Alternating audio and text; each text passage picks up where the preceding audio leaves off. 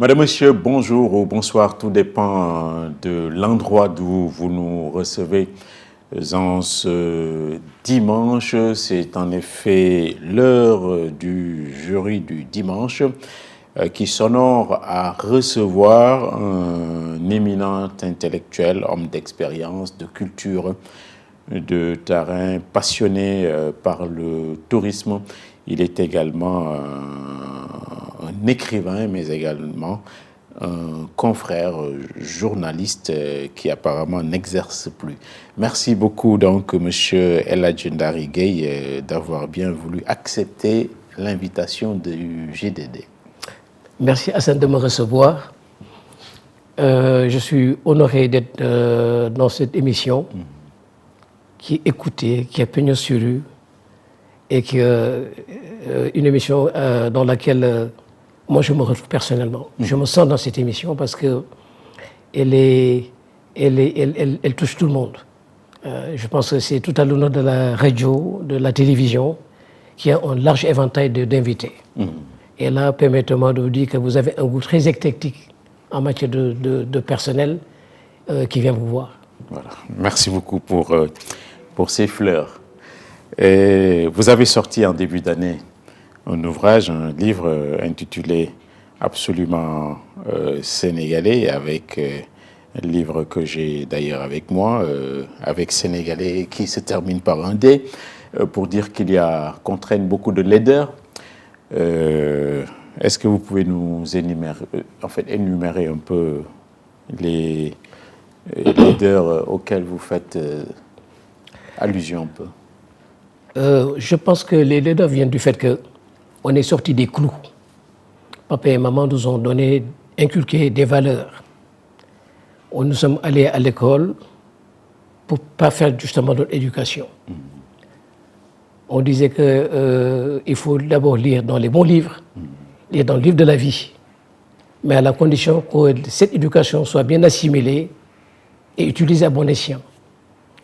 Mais dès l'instant où on a refusé d'appliquer, de perpétuer cet héritage, forcément on va vers des laideurs. Et c'est ce qui s'est passé dans ce pays. L'école n'a plus l'emprise qu'elle avait avant. On est allé chercher on a changé la proie pour l'ombre.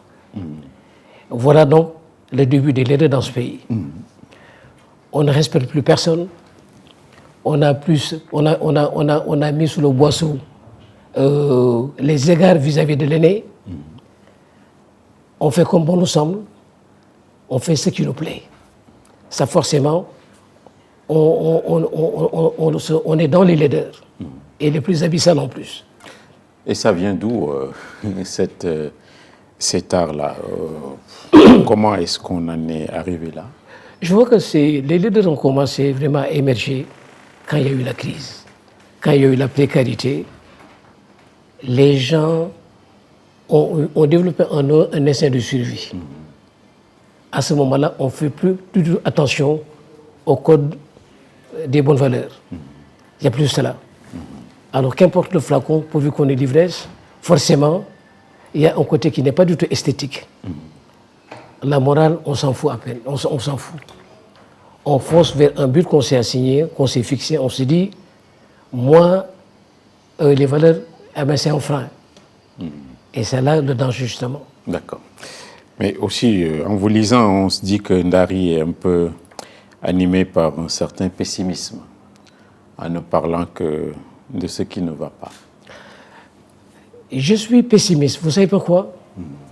Parce que quand j'ai vu des boutiques brûlées, quand j'ai vu des jeunes perdre la vie, au lieu de penser à vivre, à développer ce pays, je me dis au nom de quoi?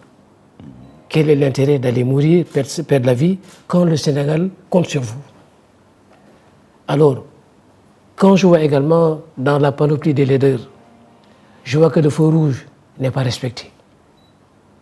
Quand je vois des passe-droits, quand je vois qu'il n'y a plus de morale au sens absolu, il y a de quoi être pessimiste. À côté des laideurs, vous n'avez pas trouvé de beauté qui seraient les nôtres?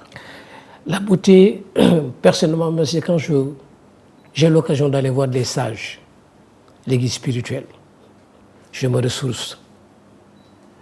Ils me font comprendre qu'on a une mission, nous tous, c'est d'être bon vis-à-vis de son prochain, de travailler pour le pays. Ça, quand je les quitte, je suis ragaillardi. Ça, c'est des instants de bonheur. Quand je rentre chez moi, quand je vois ma famille, et que mon garçon il me saute dessus, ça, c'est des moments de bonheur. Mais dès que je sors un petit peu, je suis inquiet. Parce que les images que j'ai vues la veille, ou anxieux à cause de ce que je vais voir sur le chemin. Et vous ne seriez pas un nostalgique, là? Non. Si. Vous savez pourquoi? Il n'y a presque pas de déchets dans notre génération. On avait le goût de l'effort, il y avait des muses, il y avait des gens sur qui on levait les yeux en se disant « ça, c'est des modèles ». Mais malheureusement, de nos jours, ces modèles ont disparu. C'est ça mon anxiété.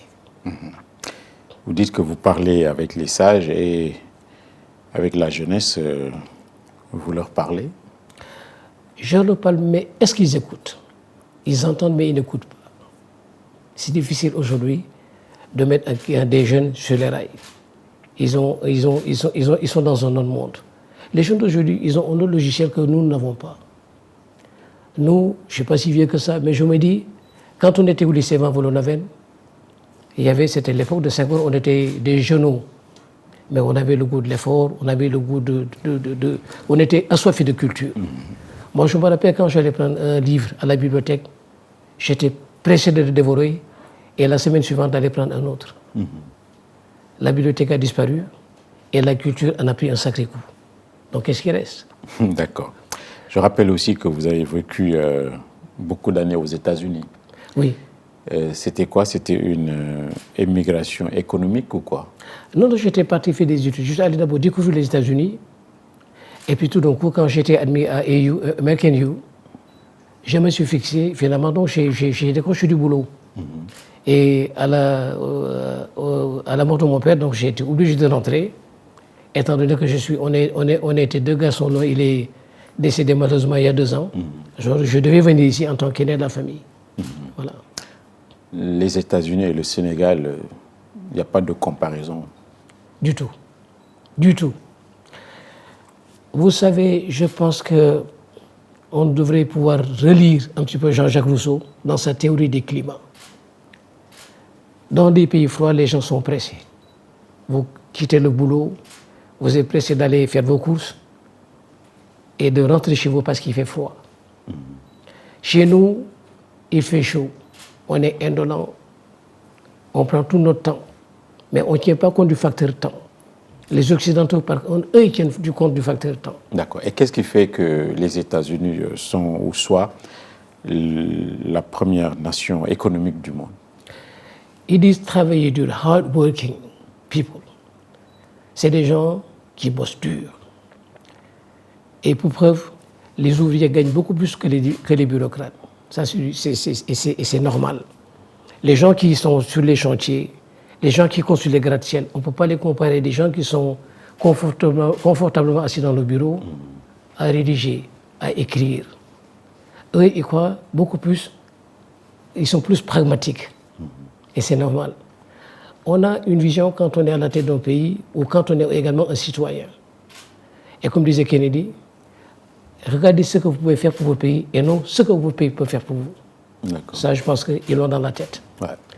À chaque matin, donc, ils se disent, je veux apporter une valeur ajoutée au développement de mon pays et ça se concrétise sur les résultats. Ça soit sur les résultats. Voilà. Donc, ceux qui prennent l'avion, en fait, nos compatriotes qui voyagent en passant par le Nicaragua pour rallier l'Amérique, n'ont pas tout à fait tort. Ils vont déchanter parce que les époques ne sont plus les mêmes. Du temps quand il y avait moins d'immigrés, c'était facile. Mais également, ils vivent la crise comme tout le monde. Et quand on a quelqu'un qui dit qu'il veut stopper l'immigration, qui avait commencé à construire un mur, il n'y a plus d'espoir. Mais moi, par contre, j'en profite pour lancer un message à nos jeunes, à nos enfants, que leur place est là. personne ne construira ce pays sans eux. C'est eux demain la relève. Et la relève, je pense qu'elle commence déjà ici. Elle commence maintenant. Vous allez dans un pays, vous gagnerez peut-être peu, vous allez souffrir, loin de la famille, je pense que ça vaut le coup. Mais là, en se retroussant les manches, en se disant qu'il n'y a pas de saut métier. Parce que le paradoxe, c'est que ils laissent ici ce eux, ils pensent que c'est des métiers dégradants. Mais ils vont faire des métiers, entre guillemets, dégradants. Ils seront dans les champs. D'accord. Autant faire ça ici chez soi. Ouais. Voilà. Voilà, il y a ceux qui prennent les avions, il y a ceux qui empruntent ou prennent aussi les pirogues, la mer, là, pour rejoindre un peu la Méditerranée. On ne peut pas tous ces gens, tous ces candidats à l'immigration, on ne peut pas tous leur imputer la responsabilité de prendre des risques incalculés. Est-ce que aussi nos élites qui sont en responsabilité, qui ont les manettes de la politique ici, est-ce qu'elles ont fait le job? Parce que, je termine, on est dans un pays qui est l'un des plus stables au monde. Il y a la perspective du pétrole et du gaz, et toutes ces choses-là n'arrivent pas à retenir la jeunesse. On se dit qu'il y a problème. Où se situe le problème, d'après vous? Ça ne doit pas être du côté de la jeunesse. La jeunesse est victime, sûrement. Je pense que ça, il y a une responsabilité partagée. Il y a l'appât des politiciens. Il y a le discours des politiciens. On fera de telle sorte que chacun va y trouver son compte. Deuxièmement également, de l'autre côté de la famille, il n'y a rien à espérer dans ce pays. Allez chercher votre bonheur ailleurs. D'un côté, le discours politicien, et d'un côté, une famille qui vous dit, écoutez, tu es mon aîné, je prends de l'âge, tu n'es pas encore pas marié, tu n'es pas casé socialement parlant, je te bénis, je bénis ton voyage, si tel est ton vœu. C'est compliqué. D'accord. Alors, on ne peut pas les retenir d'un côté comme de l'autre. Mais par contre, il faut qu'on trouve des solutions. Et les solutions, c'est quoi? Continuer à sensibiliser les jeunes en disant que c'est là où ça se passe. D'accord. Et nulle part ailleurs. Très bien. Voilà, je rappelle que dans ce numéro du JDD, nous recevons Eladjo Ndari Gueye, qui est également journaliste. Vous avez eu à pratiquer ce métier ici au Sénégal, non? Oui. Oui, pendant au moins 6 bonnes années, je pense. Ou plus, 6 ou 8 ans. 8 ans, je dirais. Dans les rédactions? Dans les rédactions, en me disant un jour quand même, j'ai envie de me spécialiser dans un secteur. Parce qu'à ça, nous n'avons pas de presse spécialisée dans ce pays. C'est dommage. Moi, je serais content qu'il y ait des gens, quand il y a un sujet bien précis, soit en économie, soit en sciences, en technologie, mais qu'il n'y ait pas qu'un seul, mais qu'il y ait des gens qui sont imbibés de ce domaine, de ce secteur-là, et qui puissent en parler. Mais vraiment en parler à bâton rompu. Malheureusement, non. On est tous dans la politique et on a vite fait le tour des questions dès qu'il s'agit de la politique. Mais dès qu'il s'agit d'économie ou autre chose, on n'en a pas beaucoup. D'accord, voilà. Et la tendance maintenant, c'est la spécialisation pointue pour les journalistes. Alors, vous me dites que le journalisme, il est presque fini ici au Sénégal. C'est quand même d'une sévérité sans précédent, ce que vous dites là. Pourquoi vous dites ça? Pas de manière absolue, mais je me dis quand même que de plus en plus, l'éthique commence à partir. Parce que l'éthique, c'est de frame, on dirait. C'est l'armature de la presse. Ensuite de la déontologie. Mais on a de plus en plus une presse alimentaire, excuse-moi, et une presse d'opinion. Et ça, c'est pas l'objectif de la presse, c'est pas du journalisme. Et en plus, les réseaux sociaux sont là. Avant que vous ne fassiez la une de l'événement dont vous avez entendu parler, les réseaux sociaux vous ont déjà devancé. Ce qui complique la tâche. C'est devenu un problème très complexe, très compliqué. Et je pense qu'il va falloir un jour réorganiser le secteur. Et vous parlez également de médias de développement, par opposition à médias de divertissement. Ça, c'est surtout au niveau de la télévision. Vous regardez la télé du matin au soir, je pense qu'il y a plus de danse, plus de talk show que d'émissions qui parlent de développement. Telle zone est propice à l'agriculture, à tel fruit. Alors là, vous allez cultiver, admettons, dans telle zone, des agrumes, je n'en sais rien. Une fois que la récolte est bonne, voilà les débouchés, voilà tel pays, voilà tel client, voilà là vous pouvez écouler vos produits, ça n'existe pas. Alors, ainsi de suite, ainsi de suite. Mais quand on, entre guillemets, cigalise les jeunes qui font que chanter, mais quand est-ce qu'on va être développé? Ça sera pour quand le développement? Ça, c'est une question également à se poser. Le développement ne viendra jamais quand on n'a pas une vision, quand on n'est pas vraiment conscient que toute chose a son temps, mais en attendant, essayons de développer le pays. D'accord. Mao Tse-tung en est un exemple. Il a commencé par la révolution culturelle avant d'entamer la longue marche. Et ça a donné la Chine que nous connaissons aujourd'hui. Formons-nous d'abord, ayons une vision, ayons une envie de bâtir ce pays. Voilà le message, voilà l'orientation qu'une télévision de développement devrait avoir. D'accord, très bien. On reste avec les journalistes qui ont de quoi parler avec cette campagne électorale, cette atmosphère de pré-élection. Est-ce que vous suivez la campagne électorale? Est-ce qu'elle vous passionne vraiment? Moi, je m'attendais à une campagne de programme. Que chacun décline son programme. Vous n'avez pas vu ça? Je regarde un peu, mais je me dis, moi, je les attendais sur ça. Mais pas dans un climat de violence. C'est pas une bonne image. La politique, c'est pas ça. Mais la violence, c'est pas nouveau quand même. Non, non, pas du tout, mais quand même, ça a pris ces dernières années une autre dimension. Et ça, il faut arrêter. Comment on peut arrêter ça? Dans le temps, il y avait des écoles de parti. Il y avait des idéologies. Il y avait des gens qui formaient les militants. Comment faire de la politique? Et il y avait un contenu, il n'y a plus de contenu. Et quand vous voyez les coalitions libéraux, ceci, cela, etc., alors c'est même au-delà de la réelle politique. C'est comme qui dirait le pouvoir ou rien d'autre. Et ça, c'est vraiment regrettable, c'est dommage. D'accord. Oui. Il y a pour ces élections qui vont venir 41 listes. Est-ce que vous direz, comme certains l'ont déjà dit, qu'on est dans une démocratie de confusion? Parce que 41 listes, mais c'est extravagant. Qu'est-ce que vous en dites? Moi, je me demande des fois, est-ce que c'est vraiment ils aiment le Sénégal? Vous imaginez 300 partis. Comment on peut aimer de 341 manières une même femme? Vous pensez que au-delà du bouquet de roses, la rose, c'est le top du top.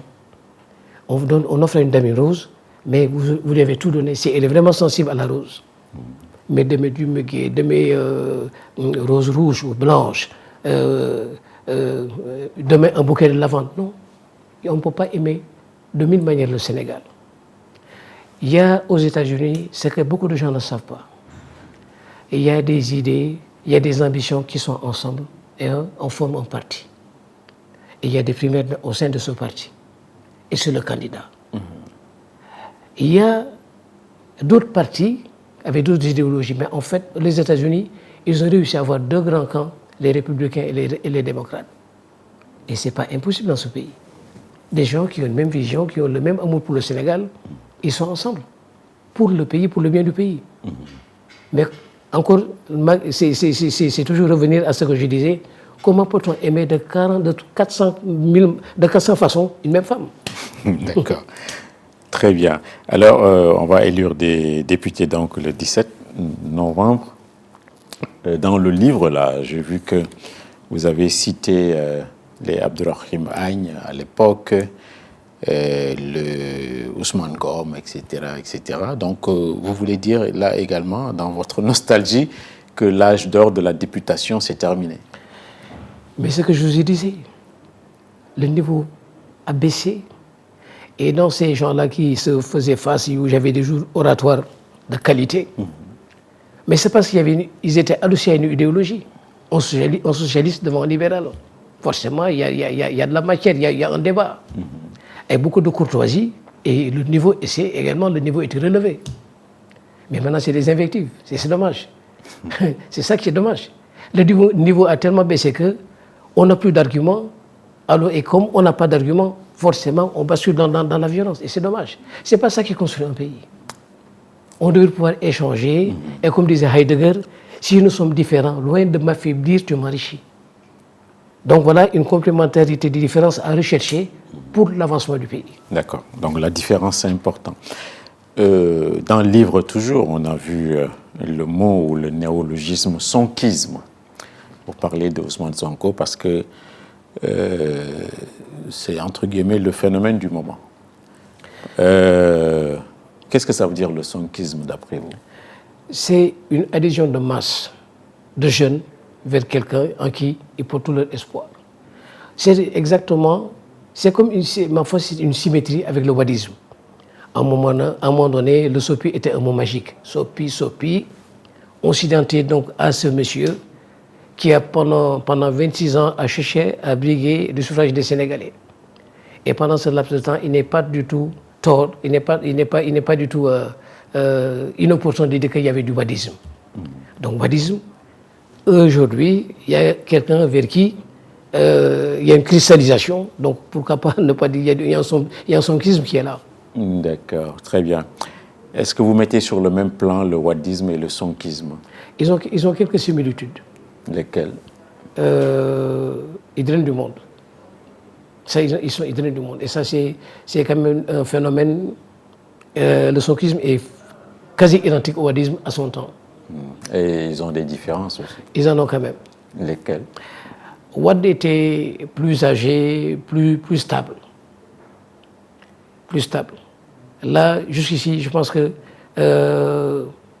les 3 ans, les 12 années qu'on a vécues ne sont pas encore, le feu n'est pas encore éteint. Qu'est-ce que Sonko doit améliorer? À mon avis, je pense qu'il doit plutôt rassurer et apaiser. 3 ans de joutes verbales assez dures, assez tendues. Je crois que ce pays a besoin de sérénité, de calme. D'accord. S'il veut vraiment réussir sa mission, c'est d'abord de calmer. Je suis même pour la reddition des comptes, ça n'a rien à voir. Mais dans le calme, et essayons de progresser un petit peu. D'accord. En parlant de calme, Monsieur le Président de la République est monstrueux de sang-froid. Lui, qu'est-ce que vous dites du président? Ce que je disais tout à l'heure, le feu couvre toujours. S'il y a une prolongation de la campagne électorale présidentielle, eh bien, qui continue. Et c'est dommage, justement. Et c'est vraiment dommage. Non, je parlais du président Bassirou Diomaye Faye. Mais ce que je disais, il appelait au calme, mais je pense que jusqu'ici, il y a toujours des séquelles de la campagne présidentielle passée. D'accord, très bien. Avant d'en venir à l'économie, le nouveau pouvoir a séjourné au moins 8 mois donc, dans ce pouvoir. Qu'est-ce qu'ils vous ont laissé, qu'est-ce qu'il vous a laissé comme impression? Est-ce qu'il sait où il va? Tout nouveau pouvoir cherche ses marques. Et c'est normal. Il faut toujours des repères. Ils ont un programme, mais c'est encore la mise en œuvre. La mise en œuvre, je pense qu'ils y pensent. Et donc, laissons-leur du temps. D'accord. Laissons du temps au temps. Voilà. Avant l'économie, toujours, vous avez fait la prison. Oui. C'est pas une honte, c'est pas la fin du monde. Du tout. Qu'est-ce qui vous y a amené? Qu'est-ce qui vous y avez amené d'ailleurs? Moi, je suis un musulman croyant. Je me dis c'était inscrit dans mon destin. Des fois, vous allez en prison, parce que moi, quand je suis allé en prison, la première question que je me suis posée, atteinte à la suite de l'État et à la défense nationale, en bon français, ça veut dire coup d'État. Coup d'État avec un industriel le propriétaire de Kirel, avec un ancien premier ministre, 3 personnes pour un coup d'État, je me dis quand même c'est un peu fort. Mais je suis resté durant mon incarcération avec beaucoup de foi, dans la dignité. Combien de temps? 5 mois, je suis sorti. Je ne suis pas allé dans les radios insulter qui que ce soit. D'accord. Voilà, on vous reprochait vos accointances avec M. Idrissa Seck à l'époque. Vous savez, des fois, ce qu'on appelle balle perdue. Il y a des fois, il y a des dégâts collatéraux. Et ça a été mon cas.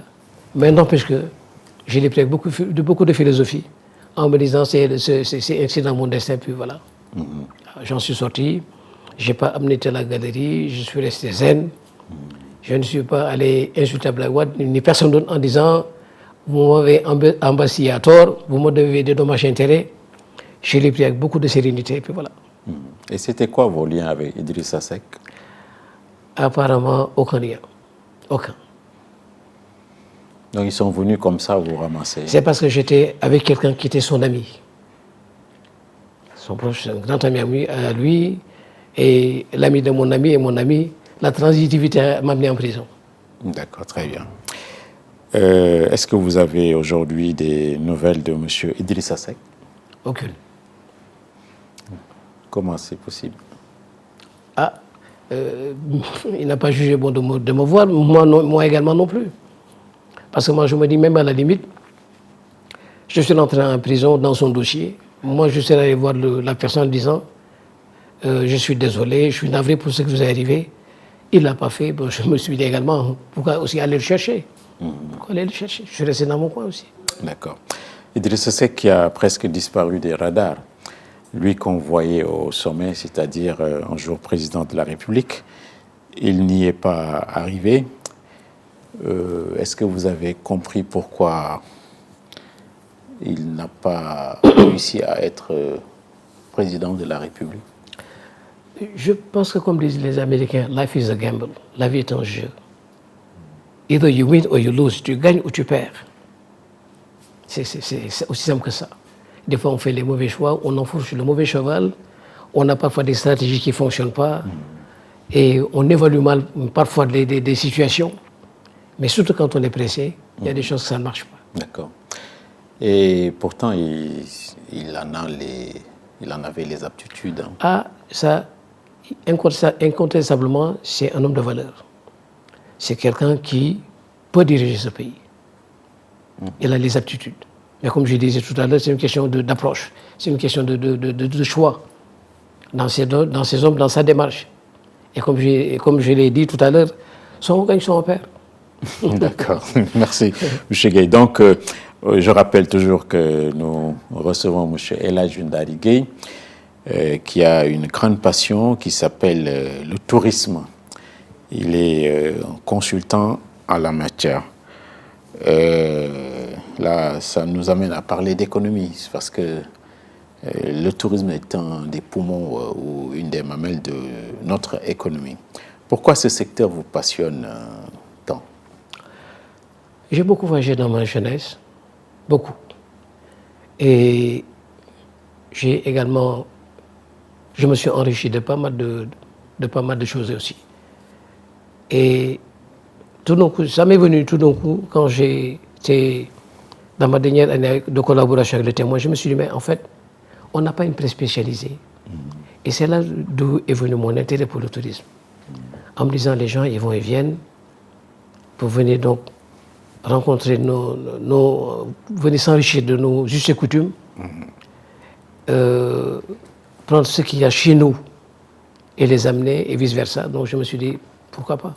D'accord. Ça a commencé à me passionner, et tout d'un coup, je me suis rendu compte aussi que tous les documents monographiques étaient faits par des Toubabs, en plus, pas des Européens, pas des Français. Il n'y avait aucun Sénégalais, aucun, dans l'édition monographique de documents à caractère promotionnel. Et là, j'ai pris la chose à bras le corps en me disant, c'est pas normal.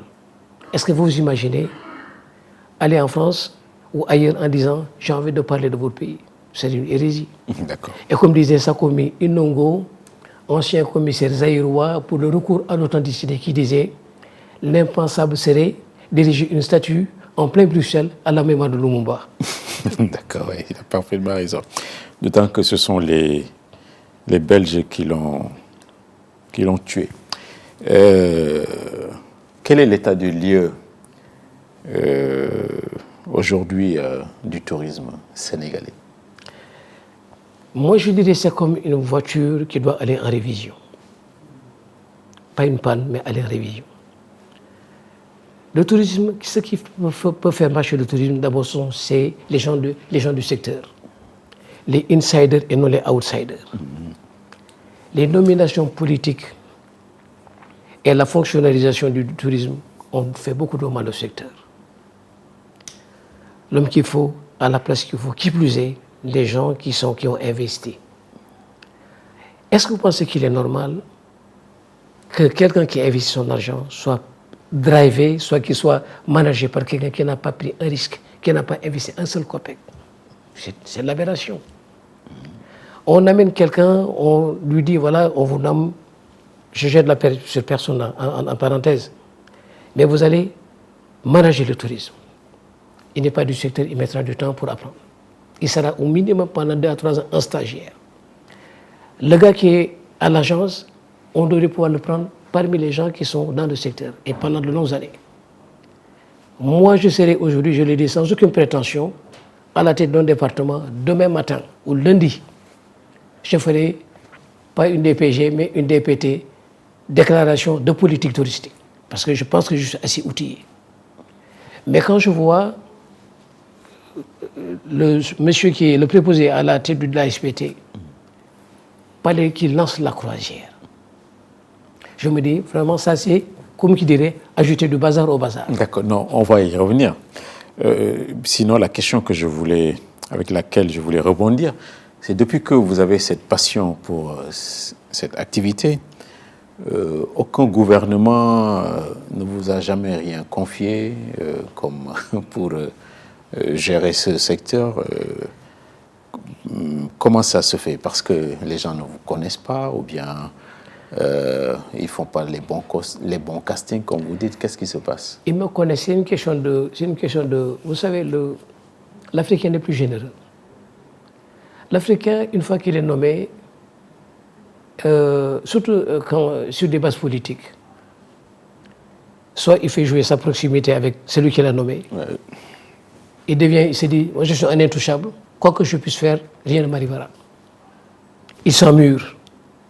Mais quand il s'emmure, il fait mal au pays. Or, le tourisme, pour qu'il marche, il faut qu'il y ait une inclusivité absolue. Guézouro Dabomé disait, si tous les fils du pays venaient par leurs mains boucher les trous de la jarre, le pays serait sauvé. D'accord. Moi, je ne vois pas El Hadji Ndari en tant que tel, à la limite, une personne qui ne me plaît pas. Mais je pense au pays. D'accord. Je me dis, il a de l'expertise et je l'amène. Il est avec moi. Est-ce que vous avez compris pourquoi on ne vous a jamais rien confié? En fait, je ne cherche pas de poste, je ne cherche absolument rien du tout. On peut utiliser son pays tout en restant dans son cabinet et travailler pour le pays. Mais cela dit, il y a l'aspect inclusif n'y est pas. En général, même quand il y a des documents, quand il y a de la consultance, c'est d'autres gens qui font des documents avec beaucoup d'optimisme. Moi, je me dis toujours, quand je lis les rapports des gens ou ce que les fonctionnaires ont pondu, c'est comme qui dirait, on est dans le meilleur des mondes de Aldous Huxley. Et l'année prochaine, c'est du copier-coller et sans résultat escompté. Vous m'avez demandé quel est l'état actuel du tourisme et de visu. Est-ce que vous avez déjà vu, comme par le passé, des cas, des gens qui sont en train de faire le TDV, le tour de ville, avec des appareils photo? Non, c'est terminé. D'accord. Et vous avez donné une interview dans la presse ce week-end et vous avez donné des chiffres comme quoi il y a seulement 400 000 Pas plus que ça. touristes qui viennent annuellement au Sénégal. Et les objectifs dépassent ça de loin. Donc, c'est pas un bon chiffre, ça. 400 000 touristes, quand vous détaillez, ça vous fait 33 333 touristes par mois. C'est pas énorme. Alors, 33 300 touristes par mois, vous prenez un Airbus à 320 qui fait 180 passagers, ça vous donne 7 arrivées par jour, ce n'est pas énorme. Nous n'avons pas de contenu. Le tourisme, il demande de l'ingéniosité. L'ingénierie touristique, ça veut dire du contenu. On n'a pas de créateur de contenu. C'est l'occasion pour moi de faire un parallèle avec la France, qui est la première destination dans le monde. Tout est monument en France. La France n'a pas besoin de faire la promotion de son tourisme. Tout est monument. La Bastille, les Invalides, le Champ de Mars, l'Élysée, Matignon, tout ça c'est des monuments. Alors à cela s'ajoute la mode. Vous savez, il y a du temps de Concorde, il y a des gens qui venaient le week-end, puisque le Concorde mettait 2 heures de temps de New York à Paris. Ouais. On venait spécialement faire du shopping et retourner aux États-Unis. C'est incroyable, mais c'est fascinant. Quand vous pensez également, la France est un pays, c'est un pays viticole. Il y a du vin et il y a des spécificités régionales dans chaque coin de France. Le cognac ici, le vin par là, le champagne ici. Et il y a des gens qui viennent uniquement pour ça, pour du spiritueux. Nous, on a un produit, Dieu merci, attendez, et la culture, la gastronomie française également. Donc ils ont une variété. Donc il y a un contenu. Nous déjà, on a une teranga qui est obsolète, qui est déjà, que veut dire teranga aujourd'hui. D'accord. Ouais. Vous descendez dans un pays, vous faites alpaguer par des ambulants. On vous agresse. Il y a une mendicité têtue. Je crois qu'on aurait dû penser d'abord à l'environnement avant de penser à autre chose. D'accord, très bien. Voilà, en parlant de vin et spirituel, donc tout ça avec modération, quoi. Voilà. Bon, vous parlez tellement bien du tourisme qu'on pense ou qu'on penserait qu'avec ce secteur-là, tous nos problèmes seraient résolus en termes de chômage, etc., et de pouvoir d'achat. Est-ce que le tourisme, qu'est-ce que peut changer le tourisme si jamais il marche dans un pays? L'actuel gouvernement cherche à caser les jeunes. Et c'est normal.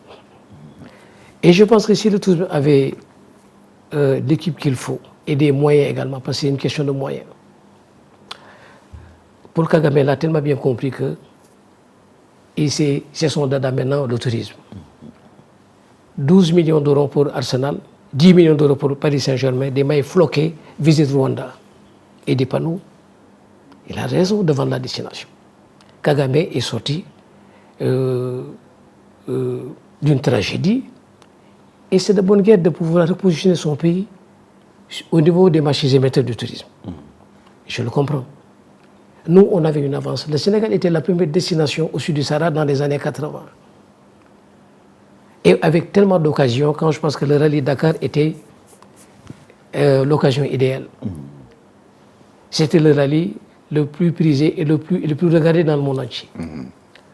On avait la possibilité, au niveau des reportages, une sorte d'encoche sur l'écran, où l'on pouvait faire passer où on pouvait passer la promotion de la destination. On pouvait y faire des reportages. On ne l'a pas fait. On a raté également la Coupe du Monde quand le Sénégal était l'équipe la plus l'équipe vraiment qui passionnait, le nouveau chouchou dans le Gotha du football. En 2002, on n'a pas joué le rebond. Sadio Mané a fini son contrat à Liverpool pendant... Et disons que le temps où Sadio Mané était là-bas, c'était une belle occasion d'amener les gens de Liverpool ici, avec leur famille. Les inciter à investir dans le pays, on ne l'a jamais fait. C'est ce que j'appelle le manque toujours d'ingéniosité. D'accord. Voilà. Il faut du talent aussi pour pouvoir piloter le tourisme. Oui, c'est ça. Vous dites également que Gorée, par exemple, est supplanté par... Elmina Kassel, au Ghana. Le Ghana. Ça, c'est également les conséquences de Qu'est-ce qu'il y a au Ghana qu'on n'a pas ici? Et le Ghana, ils ont une sorte de maison des arts qui s'appelle Elmina Castle. Djiri Lonis, dans son temps, quand il était aux affaires, je ne sais pas par quelle magie il a fait comprendre aux Américains que votre pays, c'est le Ghana. Beaucoup de vos ancêtres viennent du Ghana, ce qui n'est pas tout à fait vrai. On a également Gorée. Mais Gorée vit la tragédie de la mévente de la destination Sénégal. Si le Sénégal était bien vendu, forcément, Gorée eut sa part. Mais malheureusement, la destination n'est pas bien vendue. Donc, les Américains vont non seulement au Ghana, mais obtiennent la nationalité. Récemment, Stevie Beaucoup d'afro-descendants. Et récemment, Stevie Wonder est allé, maintenant, il a pris la nationalité. Les gens, ils avaient développé une philosophie en disant le retour aux sources, le retour à la mère patrie, return to the motherland. Ça a fonctionné. Moi, j'ai quelque chose que j'en ai parlé au ministre Diao, qui est très gentil, que j'ai rencontré. Et je lui ai dit, monsieur le ministre, on peut exporter le Sénégal. Il m'a dit comment? Je lui ai dit, un week-end à Atlanta, ou un week-end ou bien à New York. En quoi faisant? En amenant la quintessence du tourisme sénégalais là-bas. On va amener tous les corps du métier. Les arts plastiques, la couture, les musiciens, et parler du Sénégal, vendre le Sénégal chez eux. En disant que tout est là, d'autant qu'on est maintenant un pays pétro-gazier, développer le business, le tourisme des affaires. D'accord. Vous ne l'avez pas oublié, mais vous ne l'avez pas mentionné. L'extrême cherté de la destination sénégalaise, ça c'est un gros handicap. Pourquoi la destination sénégalaise est si chère? C'est les pays qui ont une vocation touristique sont en général aidés par l'aérien, qui a un bon support. Le Maroc, la Tunisie, l'Algérie, ils ont des compagnies aériennes qui aident le secteur. Nous ne l'avons pas. Et c'est l'occasion c'est juste une suggestion, certainement qu'il le sait mieux que moi. L'actuel DG d'Air Sénégal, qui à mon avis était en train de reprendre des choses, en éliminant des destinations de prestige qui ne sont pas rentables, en se focalisant donc sur les destinations sous-régionales. Bravo. Ouais. Mais si on pouvait également charactériser la destination, ce serait d'abord un premier point. Charactériser, c'est-à-dire? C'est-à-dire, pas forcément le pavillon Air Sénégal, pourquoi pas peut-être Linguère avec Linguère à côté dans le Ferlo, en y mettant Air. Pourquoi pas une autre compagnie qui va amener des gens à moindre coût et également faire baisser un petit peu les nuitées, le coût de la nuitée et les intrants, faire baisser davantage la fiscalité pour rendre le package attractif. Mais quand on se place dans la théorie des avantages comparatifs, Ricardo, la théorie des coûts comparatifs, 600 €, vous faites un séjour à Djerba ou bien à Marrakech. Le Maroc demande au Maroc, si vous n'êtes pas dans ces infrastructures hôtelières, il vous faut soit 30 €, 40 € et vous êtes peinard. Ce n'est pas possible ici. D'accord. Et dernièrement, il y avait le crédit hôtelier, ce qu'on appelle le crédit hôtelier. Ça n'a pas arrangé la situation. On devrait dépasser, à mon avis, le crédit uniquement hôtelier, mais plutôt le crédit hôtelier et les acteurs du tourisme. Ça, c'est inclusif. Parce qu'il y en a qui ne sont pas hôteliers qui sont là-dedans. Mais c'était une bonne chose quand même. Bonne chose, mais à la condition également que le crédit hôtelier puisse recevoir des gens. On développe un produit, un réceptif, quand il y a du monde. Mais quand une destination ne marche pas, il faut d'abord voir les causes et comment rebousser la destination. En ce moment, ça marche. Mais on n'a pas de gens. On n'a pas de gens qui viennent nous voir. Vous dites également que le balnéaire, c'est-à-dire tout ce qui se rapporte à la mer, qui était un peu notre avantage ici avec la petite côte, c'est fini ça? On l'a perdu. Ça, on l'a perdu. Les gens qui viennent, peut-être, ils peuvent aller, ils ont accès à la mer. On a 1600 km de côte. Mais ça ne suffit pas. Moi, je pense que le balnéaire, on l'a perdu. Au profit de qui? Au profit des pays maghrébins. Moins cher. Et également, ils ont de très belles plages. Nous, non seulement on n'entretient pas nos plages, mais c'est la destination qui est chère en elle-même. D'accord. Mais il y a une agence qui s'occupe de la promotion ici au Sénégal, qui a une initiative, un salon du littoral et de la croisière, qui n'est pas très loin d'ailleurs du balnéaire dont nous parlions. C'est une bonne initiative, ça? Bonne initiative, je l'avoue, mais quand même, essayons de regarder d'abord l'environnement d'abord. On peut pas passer à table quand on n'a pas un couvert qui est propre. Je pense qu'on va sédimenter des incongruités, au lieu d'abord de régler le problème de l'environnement, l'insécurité, la mendicité, rendre Dakar assez attractif et parler aux gens en disant que ces gens qui viennent chez vous, accueillez-les avec tous les égards et tout, il faut qu'ils puissent séjourner dans la paix, dans la sérénité. Le tourisme est un produit d'exportation. Vous payez votre séjour chez vous et vous venez consommer ici. D'accord. Alors vous payez votre séjour chez vous et vous le consommez mal, il y a peut-être peu de chances que vous reveniez. D'accord. Et vous plaidez également pour la mise en place d'un office du tourisme. Ce serait quoi sa différence avec une agence Moi, je pense que l'office du tourisme, d'abord, aura la capacité de développer davantage, d'inclure tous les corps de métier, donc tous les acteurs dans le secteur, Oui. et faire un maillage à l'intérieur du pays. Mais avant tout ça, moi je pense qu'avant d'en arriver là, il y a une agence qui marche, mais essayons d'abord dans chaque région de créer ce que moi j'appelle des ZIT, des zones d'intérêt touristique. Chaque région, on se dit voilà, ils ont ça et ça et ça. Par exemple, Louga, quand j'étais au lycée, il y avait cercle de la jeunesse de Louga. Ça, c'était magnifique. C'était vraiment une troupe théâtrale. Ils faisaient du ballet, du théâtre et tout. Ça a disparu. Et j'en profite pour dire que le meilleur vecteur de promotion d'une destination, c'est le président de la République. Ben, on va y revenir, parce qu'il nous reste 5 minutes pour terminer avec la culture.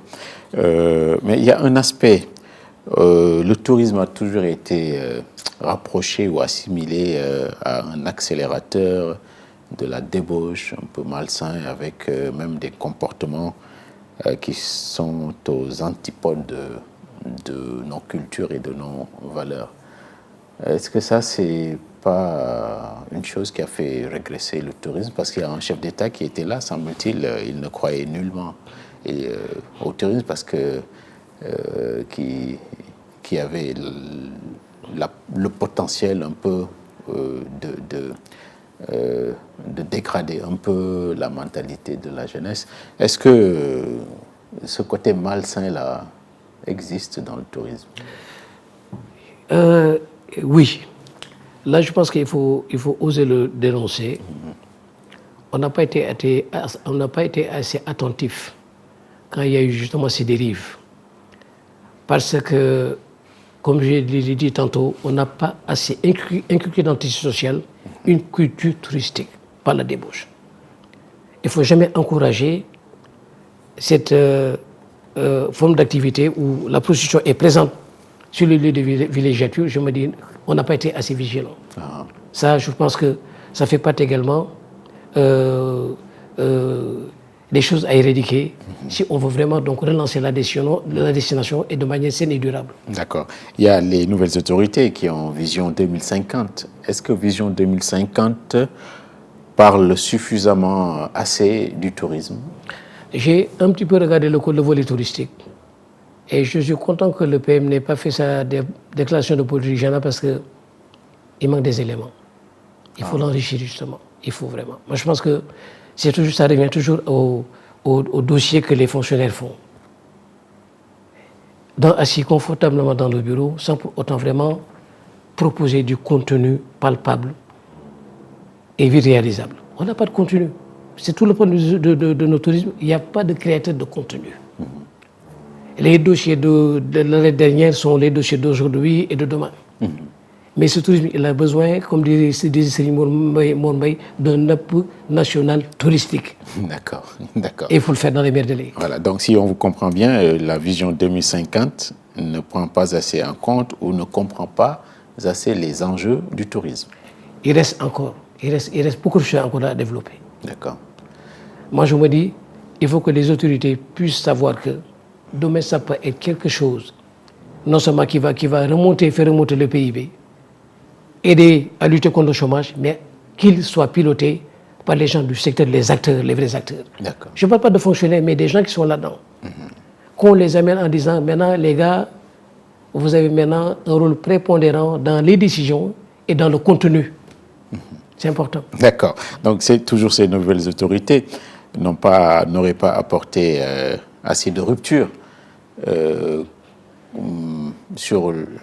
dans le domaine du tourisme, parce qu'ils ont nommé des politiques, des fonctionnaires qui doivent décider pour le compte du tourisme, etc. Donc il n'y a pas de rupture. On l'attend encore, la rupture. Monsieur Gueye, ils n'ont pas mis un politique aux impôts. Ils n'ont pas mis un politique au trésor public. Ils n'ont pas mis un politique à la douane. Pourquoi mettre-t-on un secteur, quelqu'un dans un secteur aussi stratégique comme le tourisme est la première industrie dans le monde entier. 18% du PIB mondial vient du tourisme. 8% des emplois dans le monde entier viennent du secteur du tourisme. Mais comment ne pas donc prendre au sérieux ce secteur-là? Mais il faut qu'il case les gens, il faut qu'il les récompense. Oui, mais pas n'importe comment. En plus de ça, moi, ce qui est quand même aberrant dans tout ça, ouvrez les portes, dialoguer avec les gens, aller vers les gens. Vous savez, le problème de l'Africain, vous savez c'est quoi? C'est le nombrilisme qui nous tue. Soyez humbles, ouvrez vos portes, allez vers les gens. Mais n'attendez jamais que les gens viennent, soi-disant, chercher à vous rencontrer en quémandant. C'est ça le problème du management africain. D'accord, très bien.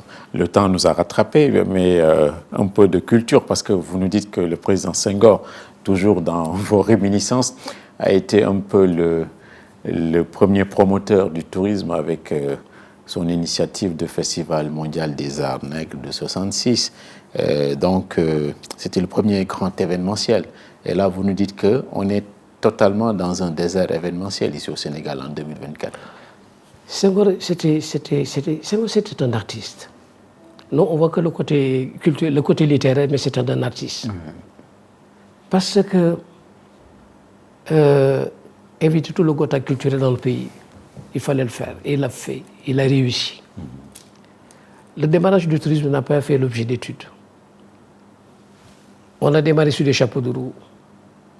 Ça a commencé à se développer. Mais jusqu'au moment où le tourisme est devenu un business, c'est là où il y a des problèmes. Il fallait structurer le tourisme, mais les gens du Sorail, pas des outsiders, mais de vrais insiders.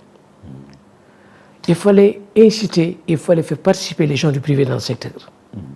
En les aidant comme les Tunisiens, les anciens vendeurs de tapis, à qui l'État a donné les moyens, ils ont fait du tourisme leur chose. On n'a pas su emboîter la marche du temps. On a été avec Senghor, on a connu des moments vraiment importants dans la vie du tourisme sénégalais.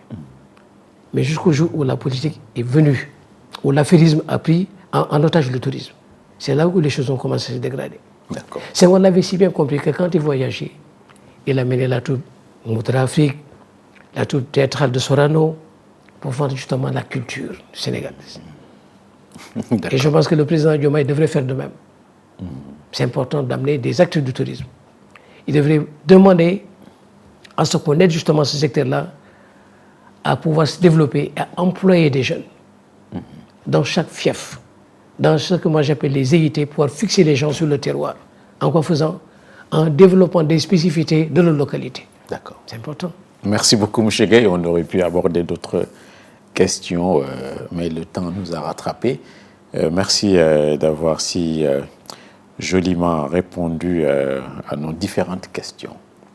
C'est moi qui vous remercie, Hassan. Merci beaucoup de m'avoir invité. Merci beaucoup. Je rappelle que JDD recevait aujourd'hui M. Eladj Ndari Gueye, qui est un grand connaisseur du secteur touristique ici au Sénégal et dans le monde d'ailleurs, écrivain, journaliste, etc., etc. Merci à Abdoulaye Ndiaye et à Modou Khinine pour l'accompagnement et l'appui technique. Merci également à vous, chers auditeurs et téléspectateurs, pour la fidélité. Nous vous souhaitons de passer un excellent dimanche.